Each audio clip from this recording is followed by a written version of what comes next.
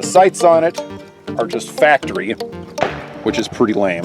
The magazine release button here is a lot chunkier than on my last Glock, and I really like that. The slide release is ambidextrous on both sides. The safety is ambidextrous on both sides. The Nintendo Zapper Ruger LCP, my Wolverine LCP2.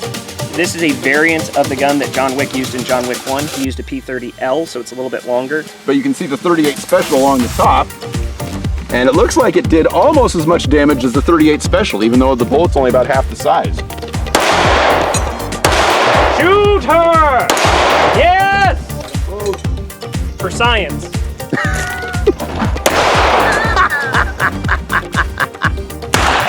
Oh!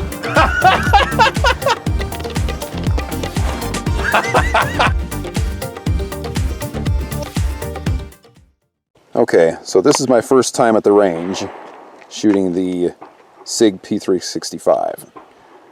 Lots of pluses and minuses right out of the gate.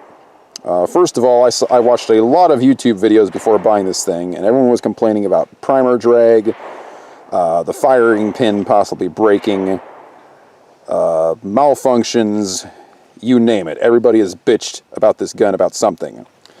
Well, here's what I have found. Now, we're in November of 2019, and I just bought this gun brand new.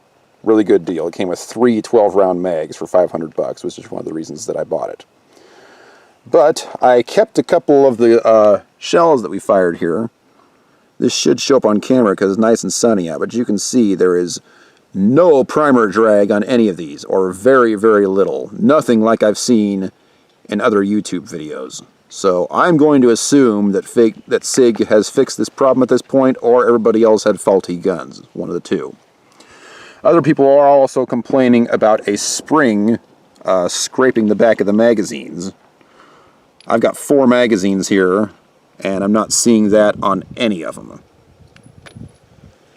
So if there are issues with this gun, I would say that Sig has fixed them all. There are a couple issues that I've got with this gun that hopefully will go away with time. Number one, the magazines are a bitch to load. I heard that on YouTube as well. That one is true.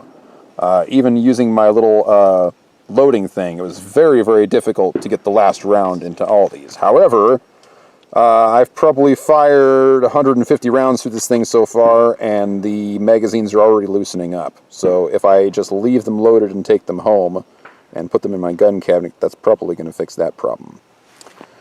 Another thing about the gun that was really annoying right off the bat. Hey Rob, can you hold the camera real quick?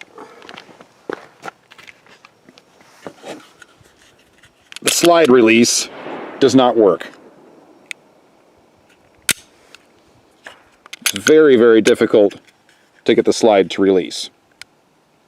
I am hoping that problem improves as the gun gets broken in. I'm guessing it's because the spring in here is still really tight. Hopefully that problem will get resolved. Second problem.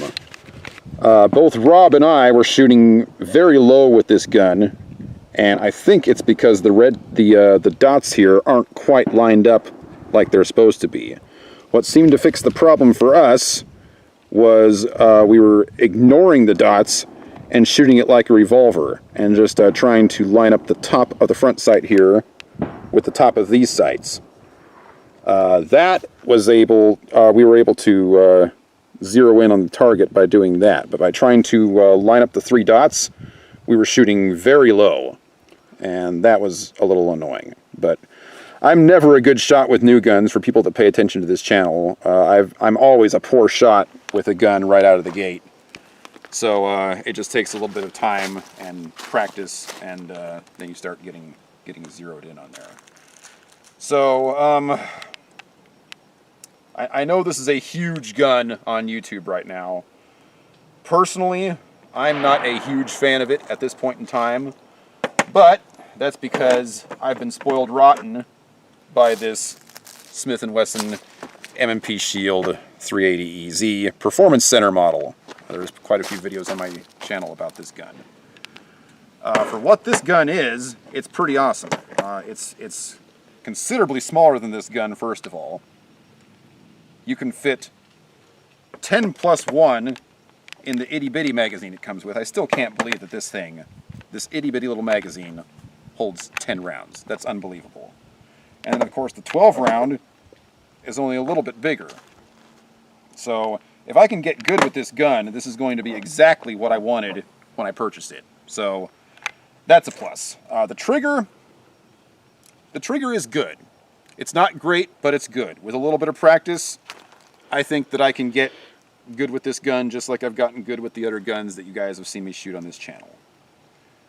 So all in all, I'd say that I'm happy with the purchase. I think I can get what I wanted out of this gun with a little bit more practice with it. So yeah, pretty happy. But for all the YouTube videos out there complaining about primer drag and all that other nonsense, not seeing any of that with this gun so far. Now, I've only fired, 150 rounds, but the fact that there's no primer drag, people were seeing that right out of the box on YouTube and not seeing that with this gun.